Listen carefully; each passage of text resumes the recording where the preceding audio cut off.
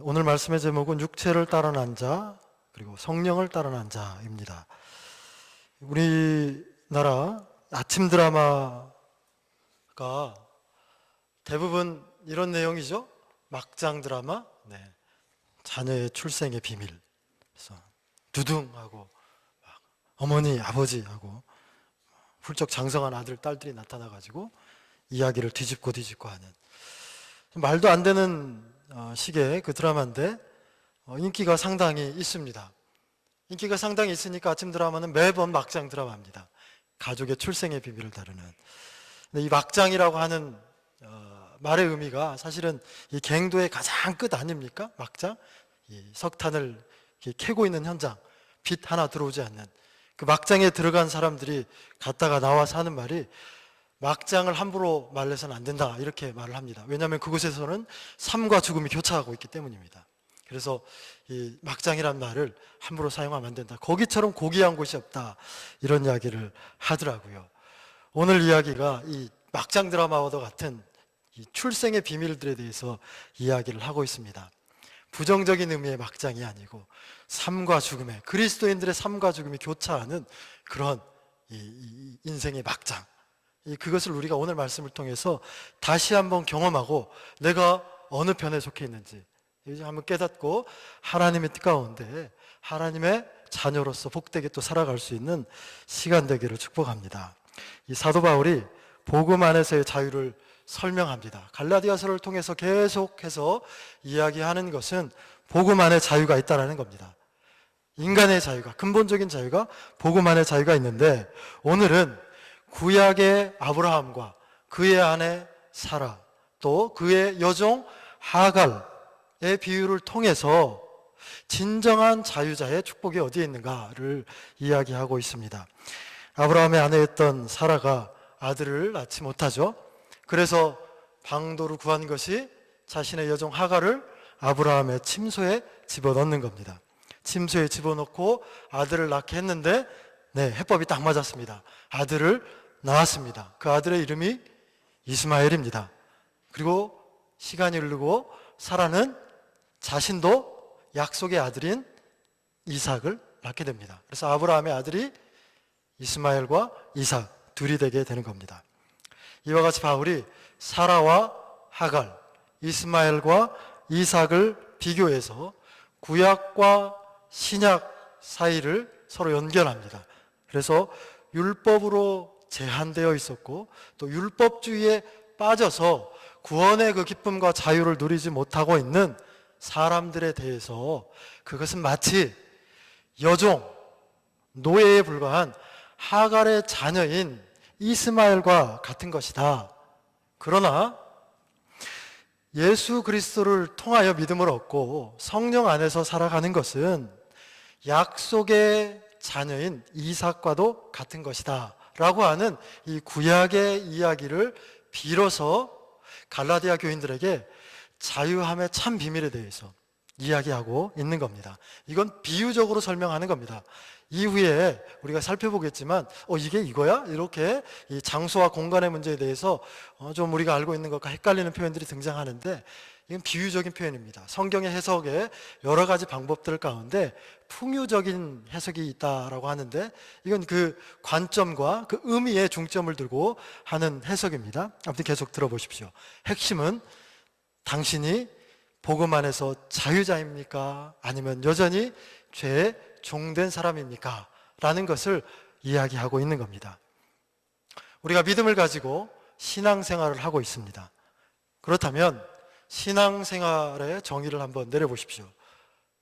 우리는 우리가 믿고 있는 이 믿음과 내가 여전히 영위하고 있는 신앙생활의 여러 가지 문제들에 대해서 또 성경적인 여러 가지 용례들 또 명제들에 대해서 내 나름의 언어로 정의할 수 있어야 됩니다. 정의할 수 있어야 됩니다.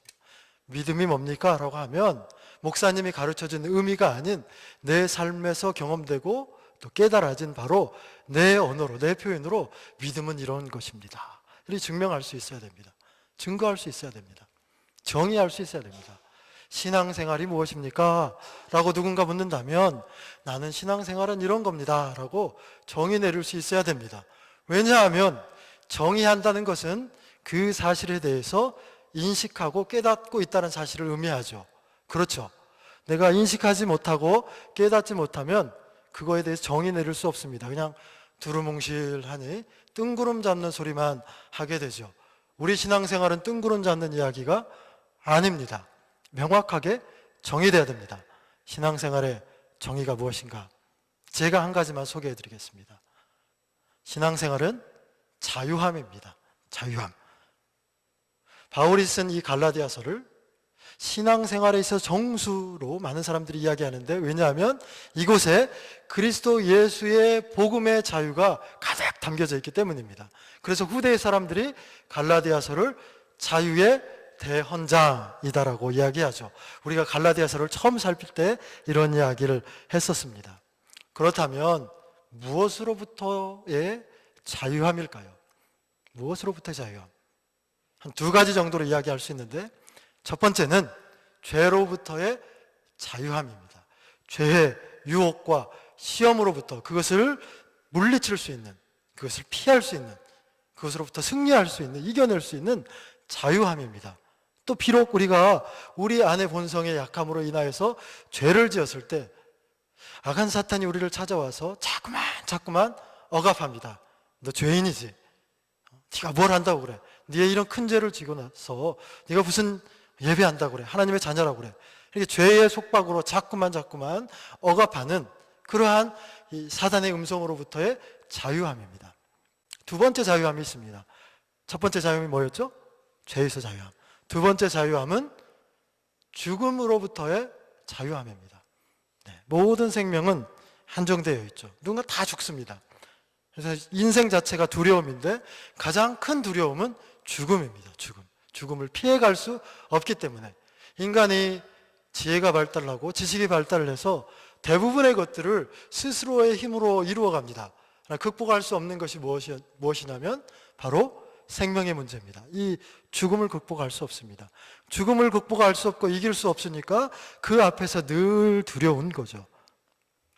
사단은 죄와 이 죽음의 문제를 가지고 인생을 항상 괴롭게 합니다. 항상 두렵게 합니다. 자신이 가지고 있는 이 권세로. 근데 이 죽음의 권세에서 우리에게 생명과 부활의 기쁨을 주신 분이 바로 우리 주 예수 그리스도이십니다. 우리가 예수 그리스도를 믿음으로 사단이 우리로 하여금 죄와 죽음의 그 권세를 진 사단이 우리로 늘 두렵게 하고 늘 억압하고 늘 이 속박 가운데 있을 때 우리 주님 찾아오셔서 그 모든 것으로부터 자유함을 누리게 하셨습니다. 그러므로 우리가 예수 그리스도를 믿는다면 내 삶 가운데 찾아오는 죄의 유혹과 시험과 우리의 믿음을 무너뜨리려고 하는 그런 크고 작은 의심과 불확실함들을 말씀으로 물리칠 수 있는 겁니다. 내 안에 찾아오는 죽음의 두려움과 또 죽음으로 향하고 있는 내 인생의 여러 가지 문제들에 대해서도 주님 주시는 평안과 기쁨으로 이겨낼 수 있는 겁니다. 이것이 신앙생활입니다. 여러분 그렇게 신앙생활하고 있습니까? 이런 신앙생활이 내 안에 계속해서 지속적으로 연결되고 있지 못하다면 하나님과 나 사이의 관계를 면밀히 꼼꼼히 따져 보아야 합니다. 사단이 우리 안에 틈타 있기 때문입니다. 거짓의 아비, 이 죄와 죽음의 권세를 쥐고 있는 사단이 갈라디아 교회에도 틈을 타서 갈라디아 교인들을 향해서 거짓 가르침으로 그들을 유혹합니다. 예수 그리스도께서 주신 자유를 빼앗으려고 합니다. 유대교 출신의 유대주의자들 또는 우월주의자들이 그들 안으로 들어가서 너희들에게 바울이 복음을 전하였지, 바울이 전한 복음이 맞는 이야기이긴 하지만 그러나 그거 가지고는 부족하다. 예수 믿는 것만으로는 부족하고 유대인의 그 율법인 할례와 또 여러 가지 전통의 예법들을 따라야 된다. 그래야 참된 그리스도인이 된다라고 그렇게 거짓을 가르쳤던 거죠. 그래서 갈라디아 교인들은 이 거짓 가르침에 혹해서 이제 자신이 믿었던 예수 그리스도와 그가 주셨던 자유함을 헌신짝처럼 내버리고 유대교의 율법 안으로 되돌아가려고 하고 있습니다. 그리고 바울이 갈라디아서를 그래서 쓰는 거죠. 왜 다시 죄의 굴레로 들어가려고 하느냐? 자유가 너희에게 주어져 있는데 왜 그것을 버리느냐? 이런 이야기들을 계속해서 하고 있는 겁니다. 이러한 거짓이 오늘 우리 교회, 오늘 이 땅에 21세기를 살아가고 있는 온 지구상의 교회에도 이루어지고 있습니까? 이러한 거짓이 일어나고 있습니까? 네, 일어나고 있습니다. 우리 이 교회 안에 월평동산 교회만을 이야기하는 것이 아니라 온 열방 가운데 있는 모든 그리스도 예수 그리스도의 피값으로 세워진 교회 안에 거짓이 들어옵니다. 복음이 아닌 것들이 들어옵니다. 훼손되고 왜곡된 복음이 들어옵니다. 아주 그럴싸하게 단맛으로 포장을 해서 신천지가 그렇고 구원파가 그렇고 이런 것들로 대변되는 이단의 거짓 사설들이 그러한 거죠.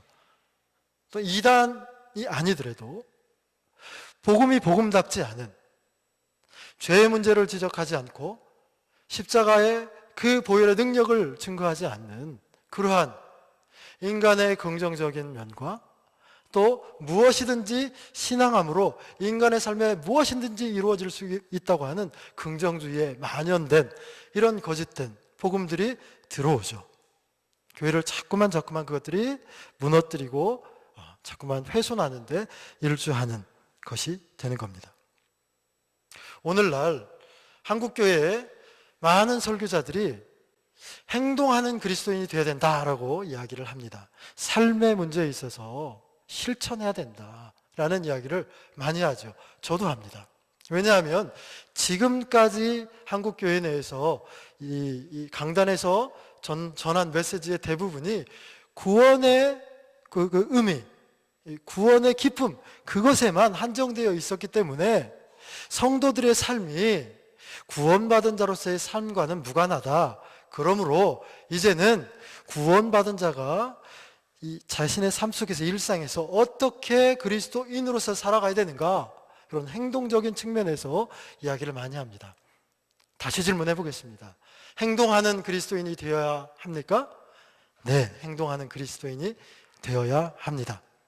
하지만 행동이, 즉 행위가 그리스도인의 전제 조건이 되는 것은 아닙니다. 내가 오늘 무언가를 행하지 못했다고 해서 그것으로 인해서 내 안에 자유함이 없고 억압이 오고 불편하게 오고 누군가를 향해서 손가락질한다면 문제 있는 겁니다. 문제 있는 겁니다. 이런 거짓들이 교회 안에 만연합니다. 그래서 오늘 말씀은 교회 안에서 참된 성도가 누구인지, 누가 참된 그리스도인인지, 또 그런 사람은 어떻게 살아가는 것인지에 관해서 이야기를 하고자 합니다. 말씀드렸듯이, 왜냐하면 교회 안에 참된 성도가 참된 성도로만 가득 이루어진 게 아니기 때문입니다. 교회 안에는 교인이 있고 성도가 있습니다. 교인은 교회에 등록한 사람이 교인입니다. 성도는 하나님의 생명책에 기록된 사람이 성도입니다. 이 교회 안에 두 사람의 두 종의 사람이 존재하는 겁니다. 제가 여러분들에게 함께 이 말씀을 통해서 나누고자 하는 것은, 그럼 나는 교인인가? 교회에 그냥 등록한 교인의 멤버인가? 교회의 멤버인가? 아니면 하나님의 생명책에 기록된 하늘의 시민권을 가진 성도인가? 라는 것을 한번 찾아보자라고 하는 것입니다. 오늘 바울은 21절부터 이러한 이야기를 하기 위해서 아브라함의 두 아들의 이야기를 꺼냅니다. 21절 제가 읽어드리겠습니다. 내게 말하라. 율법 아래에 있고자 하는 자들아, 율법을 듣지 못하였느냐. 아브라함의 두 아들 이야기를 시작하는 것은 그들 성도들 가운데 율법을 가장 중요한 것으로 여기고 율법을 통해서만 구원을 받는다라고 하는 그런 우월주의자들이 가득했고 그들의 가르침에 넘어가는 사람들이 있었기 때문입니다. 그들에 대해서 바울이 이렇게 이야기하는 거죠. 너희 율법주의자들아, 유대주의자들아, 너희가 율법 이야기를 하는데 율법의 참된 의미에 대해서 바로 알고 있는가?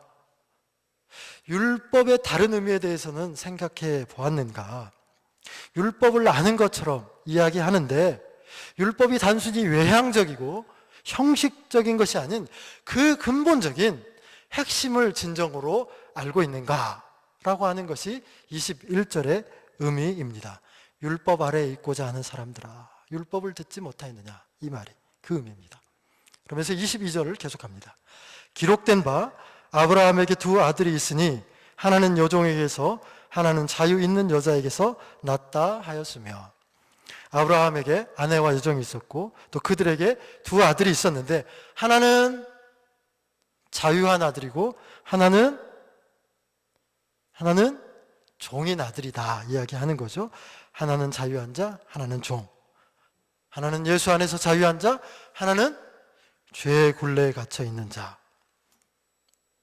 아브라함의 가정 가운데도 이 두 종류의 아들이 있었던 것처럼 오늘 우리 교회 안에도 이 두 종류의 사람이 있는 것입니다. 자유한 자, 예수 안에서 자유한 자, 여전히 죄와 죽음의 권세 앞에서 억눌려 있는 자, 이 두 종류의 사람이 있습니다.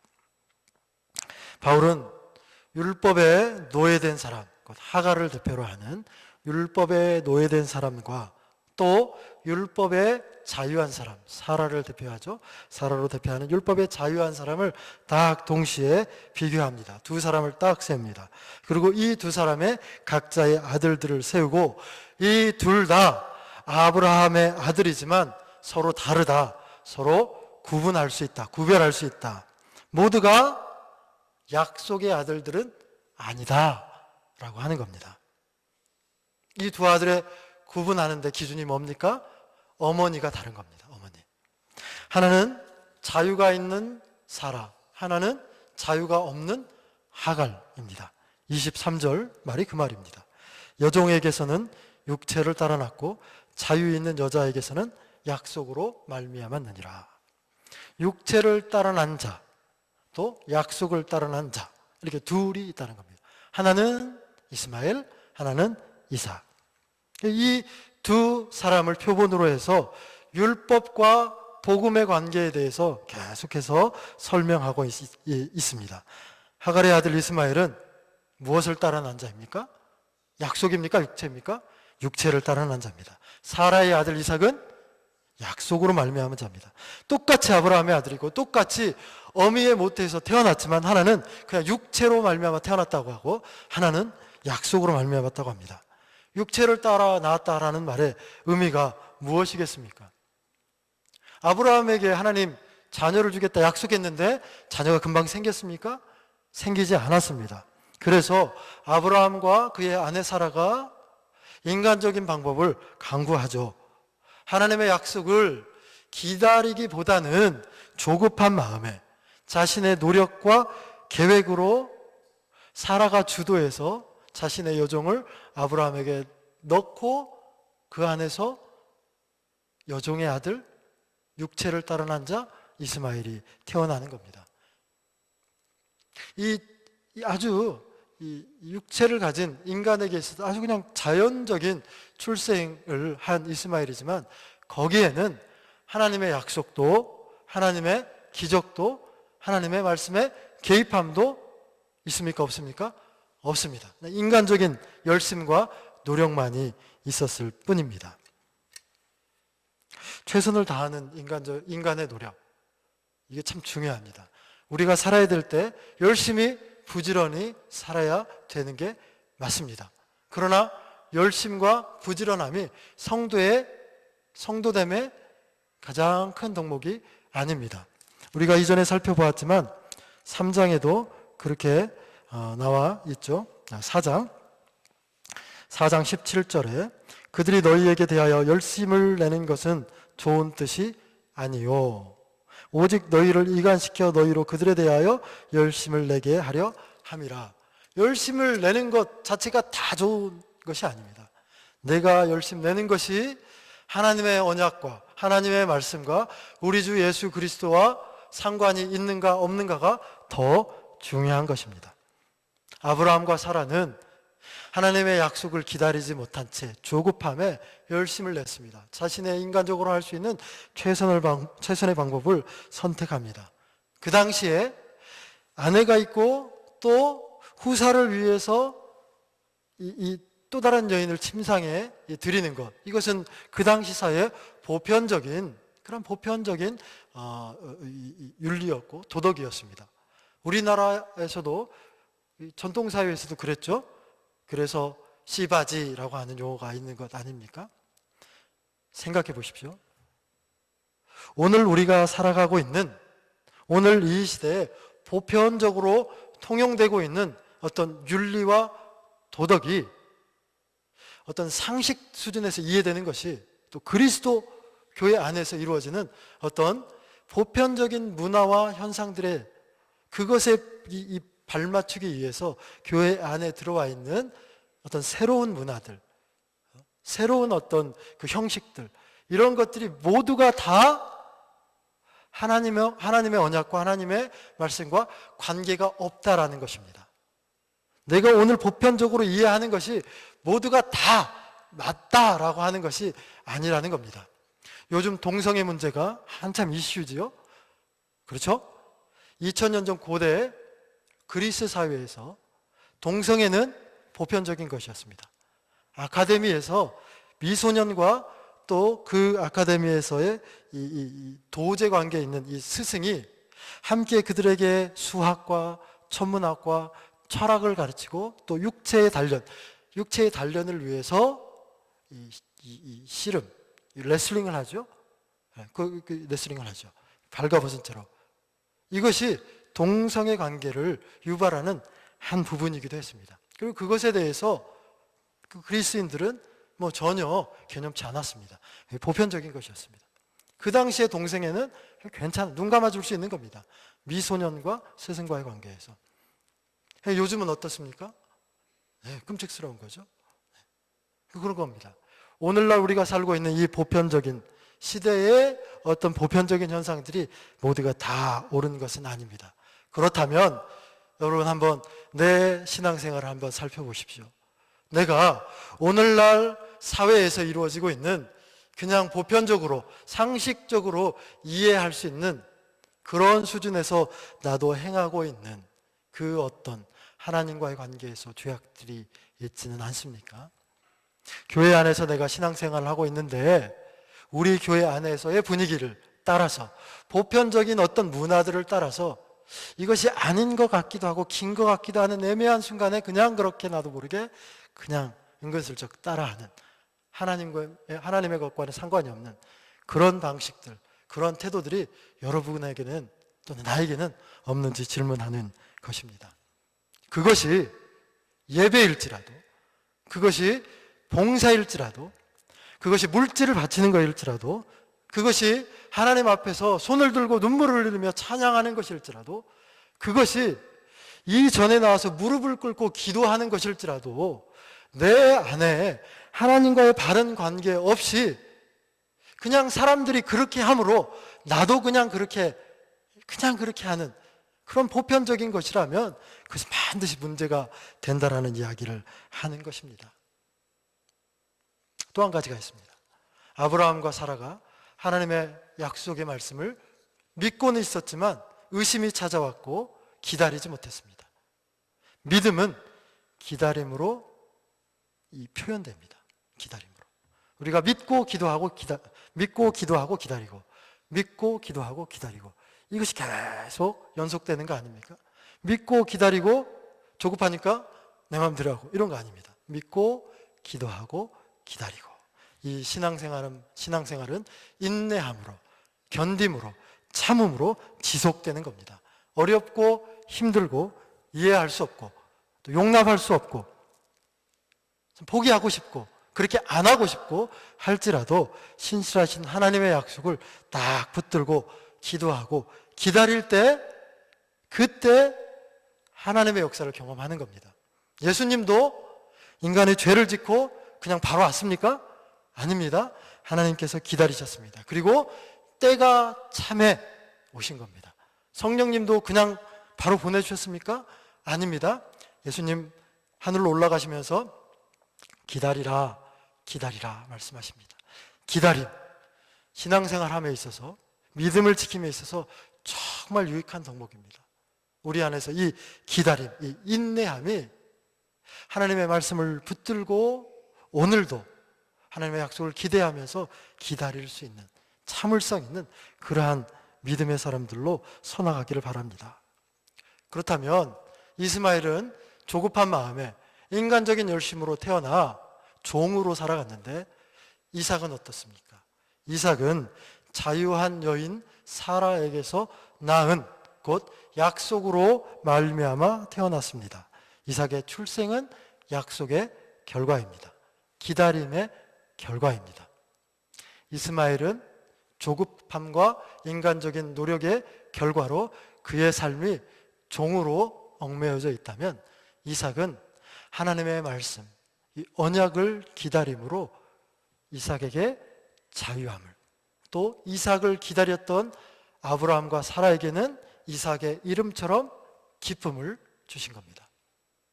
약속을 붙들고 기다리며 살아가는 자들에게는 이 자유함과 이 기쁨이 있음을 우리에게 가르쳐 주고 있는 것입니다.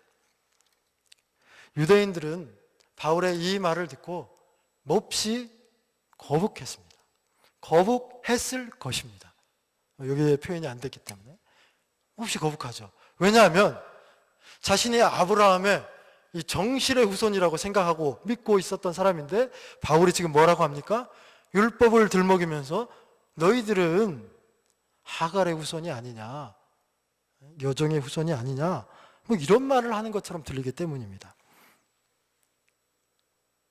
교회 안에 모두가 다 성도가 아닙니다, 이렇게 목사가 이야기하면 우리 귀에 거슬립니다. 참 듣기 어렵습니다. 누구 보고 하는 이야기지? 내가 참 나쁜 마음 품었는데, 죄를 졌는데 이게 나보고 하는 이야기인가? 이래서 시험에 들기도 하고, 듣기 거북한 말입니다. 하지만 듣기 거북한 말이라고 안 들으면 안 됩니다.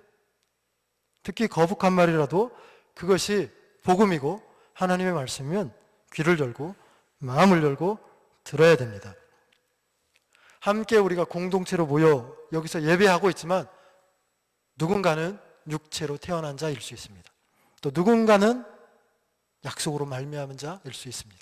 누군가는 여전히 종으로 살고 있고, 누군가는 여전히 기쁨으로, 누군가는 여전히 그 약속으로, 그 자유함으로 살고 있는 사람이 있습니다. 우리 가운데 말입니다.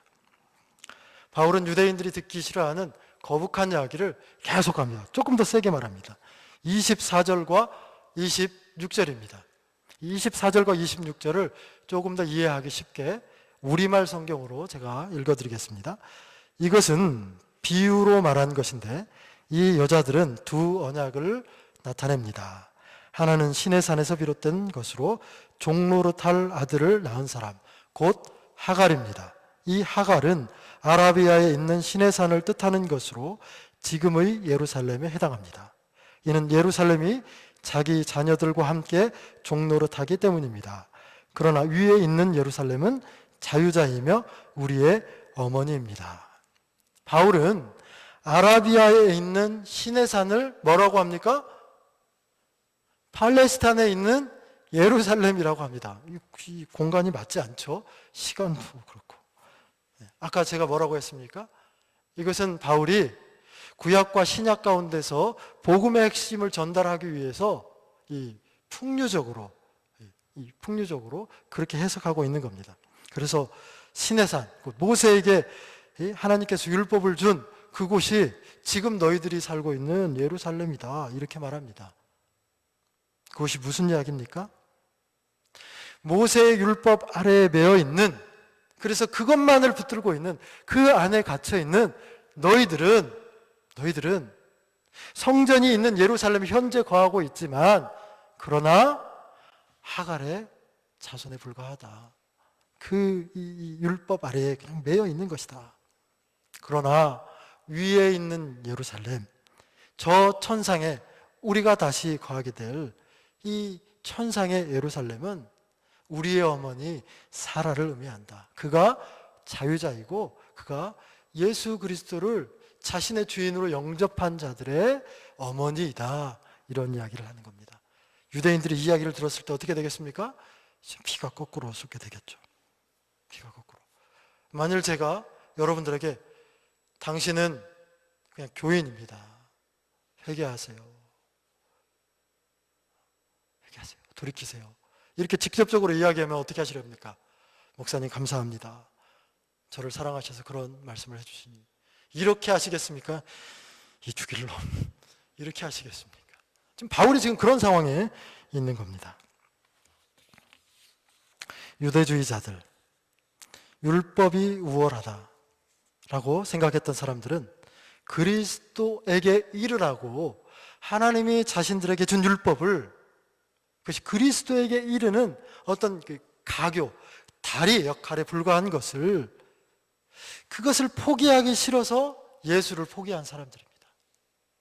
그리스도에게로 이르는 그 가교, 다리를 포기하기가 싫어서 예수를 포기한 사람들입니다. 예수를 포기한.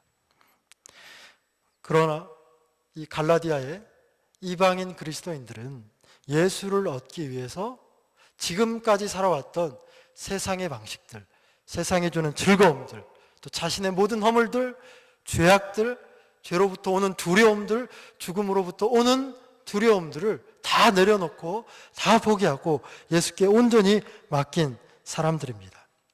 유대주의자들이 하나님의 아들 예수 그리스도를 포기하고 율법을 선택해서 율법이라고 하는 틀 안에, 이 작은 세상 안에 갇혀 있었다면 이방인 그리스도인들, 갈라디아의 그리스도인들은 지금껏 자신이 누리고 그냥 뒹굴며 살아왔던 그런 거짓된 삶과 세상의 삶들을 일순 포기했던 것입니다.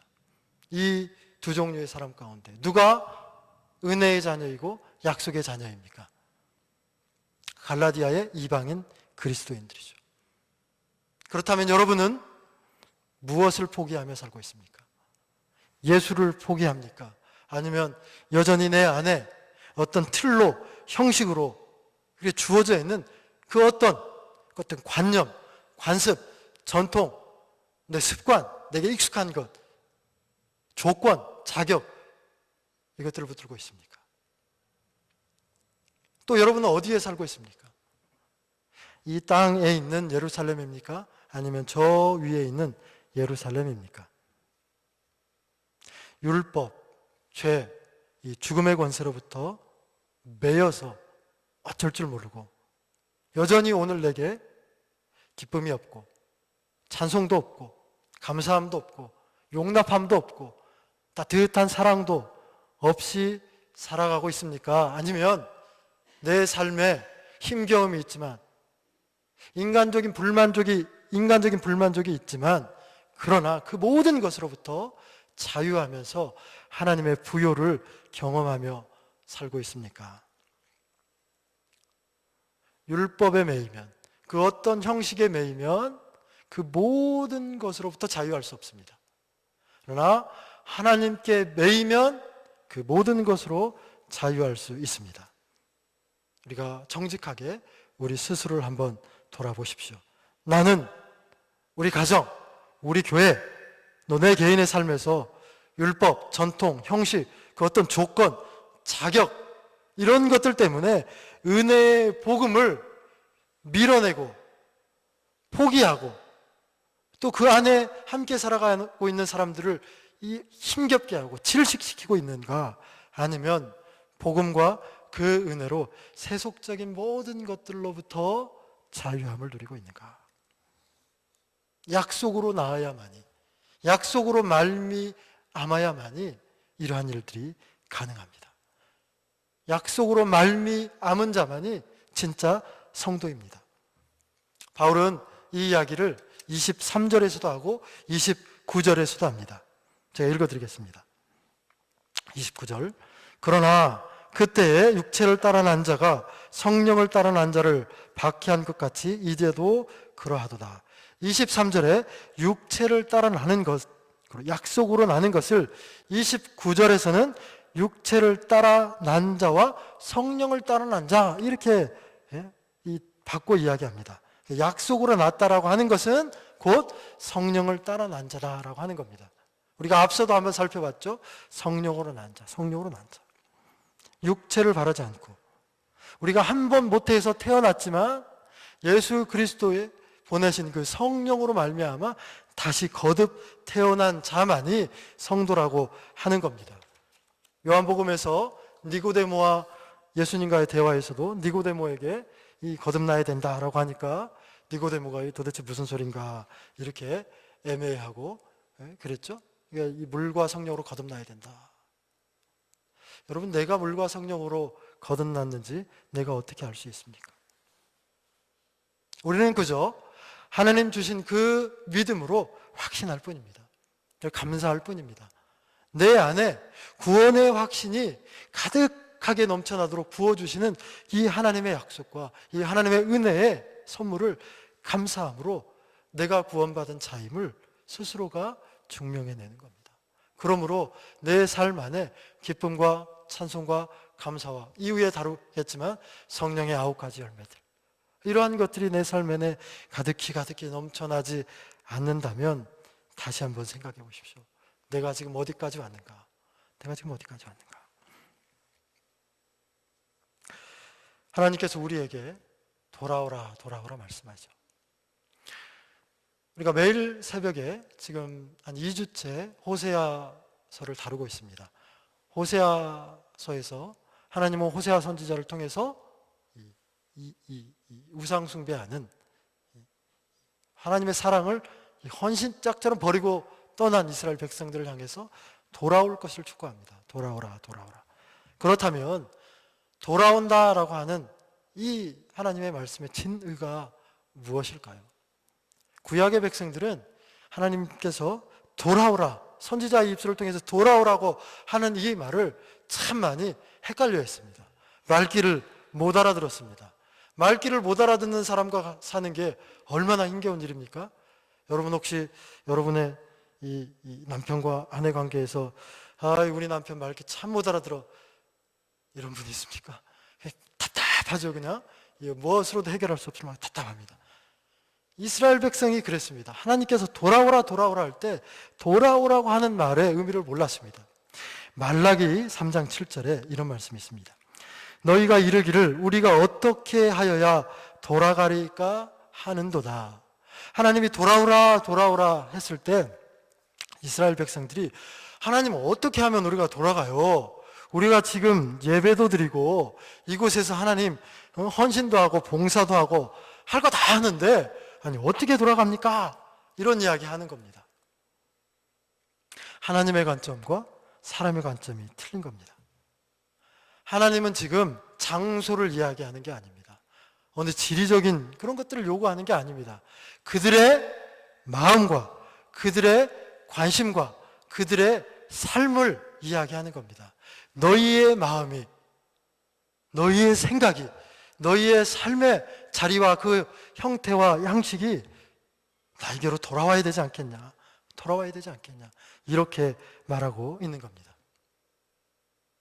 돌아올 수 있도록 우리에게 하나님께서 말귀를 못 알아들으니까 예수 그리스도를 보내주셨습니다. 그리고 이 예수 그리스도를 믿고 의지하는 자들에게 하나님께서 새로운 신분을 허락하시죠. 종에서 자유자로, 얽매였던 자에서 자유한 자로. 고린도후서 5장 17절에서 그런즉 누구든지 그리스도 안에 있으면 새로운 피조물이라 이전 것은 지나갔으니 보라 새 것이 되었도다. 예수님이 우리 가운데 온 것은 노예가 노예의 신분에서 해방될 수 있는 유일한 길, 유일한 방법이 죽음밖에 없기 때문입니다. 한 노예가 있습니다. 이 노예가 이 노예의 신분에서 자유를 얻을 수 있는 유일한 방법은 그가 죽는 것뿐입니다. 그러니까 죽어야 이 노예로부터 해방하는 겁니다. 우리 주님께서 죄의 노예되었던, 죄의 종노릇하는 우리를 위해서 자신이 죽으셨습니다. 그리고 우리를 자유케 하셨습니다. 우리를 그리스도 예수 안에서 예수 그리스도의 그 보혈의 피로 새롭게 새로운 피조물로 그렇게 창조하셨습니다. 그러므로 내가 이 사실을 믿는다면 30절입니다. 30절을 함께 읽어보도록 하겠습니다. 시작. 그러나 성경이 무엇을 말하느냐? 여종과 그 아들을 내쫓으라. 여종의 아들이 자유 있는 여자의 아들과 더불어 유업을 얻지 못하리라 하였느니라. 아멘. 우리 한 번 더 상반절만 읽겠습니다. 내쫓으라 여기까지. 시작. 그러나 성경이 무엇을 말하느냐? 여종과 그 아들을 내쫓으라. 내쫓으라. 내가 그리스도 예수 안에서 새로운 피조물이 되었음을 확신하고 믿고 하나님의 자녀로 참된 성도로 살아가고 있는 여러분 안에 여전히 얽매게 하고 여전히 두렵게 하고 여전히 미움을 주고 여전히 올가매고 여전히 의심을 가져오게 하고 하는 그 어떤 것들이 있다면 내쫓으십시오. 몰아내십시오. 성령의 능력으로 몰아내십시오. 내 안에 교회의 교회됨을 방해하는, 교회의 공동체됨을 방해하는 나의 뜻, 나의 생각, 나의 헛된 주장들이 있다면 내 속에서 그것을 몰아내십시오. 누군가 안에서 그것을 끄집어내고 그를 배척할 것이 아니라 내 속에서 내쫓으십시오. 그것이 약속을 이을 자, 유업을 이을 자들이 해야 할 일입니다. 복음과 은혜, 성령의 충만함을 누리기 위한 삶에 방해되는 그 어떤 것들이 내 안에 발견된다면 그것을 내쫓으십시오. 내려놓으십시오. 그것이 돌아가는 길입니다. 그것이 우리의 신앙의 본질을 회복하는 길입니다. 오늘 내 삶 가운데 여전히 은혜의 손길로 나를 붙드시고 이끄시는 그 하나님의 은혜에 감사하고 기뻐하고 찬송하고 고백하십시오. 그리고 하나님만을 의지하며 살아가십시오. 그것이 약속으로 말미암은 자, 성령으로 말미암은 자의 삶의 표지입니다. 기도하도록 하겠습니다. 하나님 아버지, 오늘 이 말씀을 들은 우리 월평동산의 모든 사랑하는 하나님의 자녀들이 하나님의 약속을 따라 난 자임을 믿고 확신하고 내 안에 찾아오는 죄의 모든 유혹과 어떤 그 형식적인 얽매임들 포기하고 내려놓고 내어쫓을 수 있는 성령의 능력과 하나님 주신 자유함이 온전케 회복되게 하여 주옵소서.